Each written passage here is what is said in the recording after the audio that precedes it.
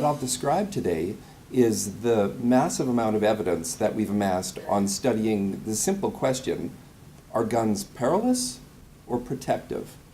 That has been the question over the last 20 plus years.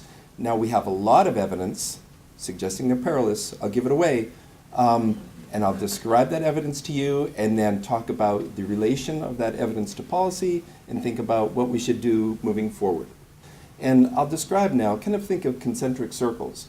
We have been finding consistently that whether you have more guns with people, more guns in homes, more guns in cities or counties, more guns in states, more guns in countries, you have more gun death.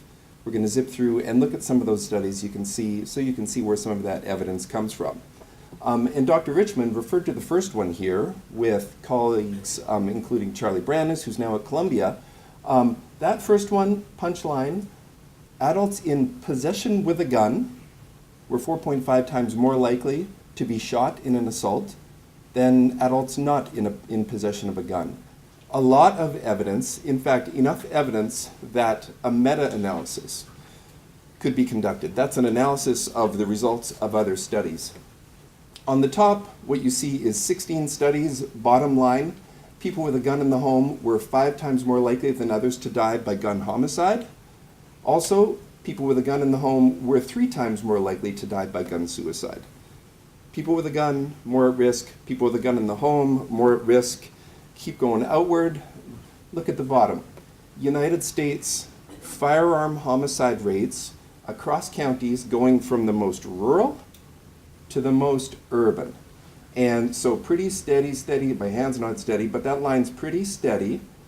Pretty steady rate of firearm homicide from rural getting more urban, and then the greatest rate in the most urban areas. So it's in the urban areas like Philadelphia, where rates of gun homicide are highest. Flip it for gun suicide. Relatively low, still high and a major problem, but getting higher and higher and higher as we get into counties that are even more rural. So it's the rural counties with highest firearm suicide, urban counties with highest firearms homicide. Even at a higher level of aggregation, these are US states, simply showing that positive slope. States with more guns have more gun deaths, and then even more broadly in countries, similar to what you've seen in a couple of other slides. United States dwarfs other countries in terms of gun ownership. We have much higher rates of gun death. We can switch and think about policy as well, and consistent with that, we're seeing that in places with more lenient gun laws, those places have higher rates of gun death. Very pleased with this paper that was just published 14 days ago. Lead author Eleanor Kaufman. That map is showing US counties. There are about 3,100 of them in the US, and it shaded them all, and it classified them.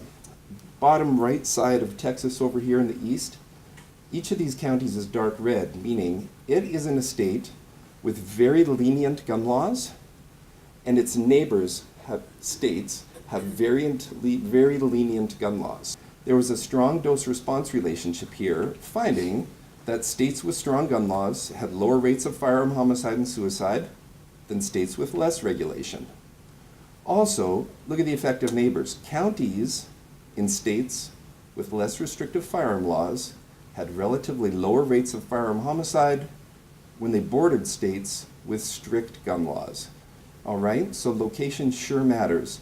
It was in 2005 that Governor Jeb Bush signed into law the Stand Your Ground law in Florida. And up until then, in your home, there was the castle doctrine.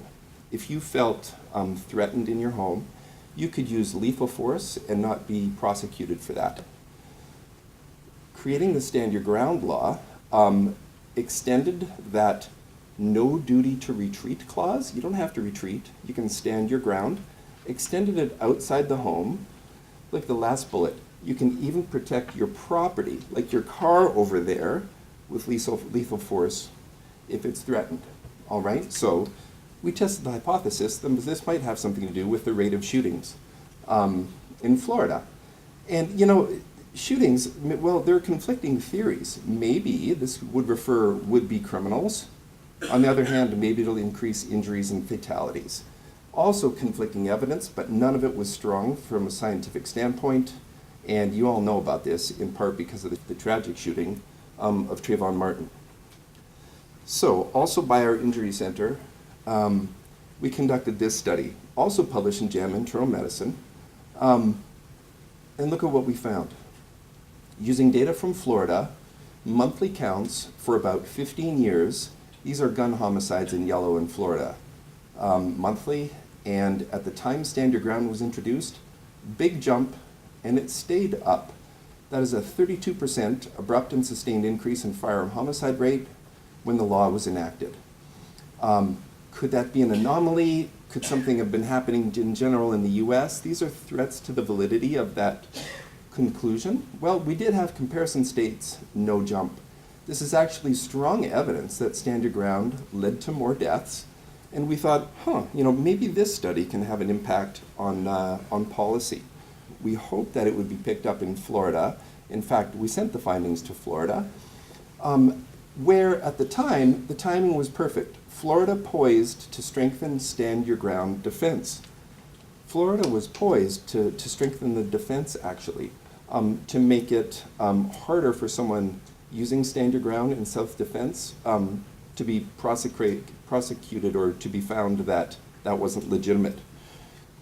We sent our paper there, a lot of coverage, and yet just shortly after that, Governor Rick Scott did sign into law a strengthening of the Stand Your Ground law. So that is contrary to our finding that more people are getting killed. So we want to inform policy, but we need to work on how to do that. We think that we have good evidence on what the prevalence of firearms means for people or homes or communities, but how are we going to change policy using this evidence? Very nice report put out recently by RAND that rigorously evaluated the strength of the scientific literature as it relates to its ability to inform gun policy, and found that that study that I just described for Florida, it only meets the bar of having moderate evidence to suggest that what we're seeing really was the law causing an increase in shootings. They do a broader analysis of fully 13 policies. You can look online against 8 outcomes, and found that for many, there was a little evidence, maybe moderate evidence, but you see many empty cells. For most outcomes, these haven't even been investigated. So different research is needed in different ways. I was thrilled as a doctoral student when my work got published and then picked up a few years later and informed a Supreme Court decision in Chicago. We hope to inform policy. But my paper, along with that prominent New England paper that Terry mentioned right off the bat, these were the 2 studies cited in a minority defense of the Supreme Court decision in Chicago, which in fact found, despite that evidence that firearms in the home may be harmful, they relaxed firearm laws and found that the Second Amendment, which applies at the national level, they found also applies at the city level, meaning firearms could be legal in Chicago. A lot of evidence, more guns, more gun shooting, more gun deaths. What's next? Time to impact society. And in fact, that's what's on the website for the week of the teach-in this week. It's time to impact society. For us, it's in the context of gun violence.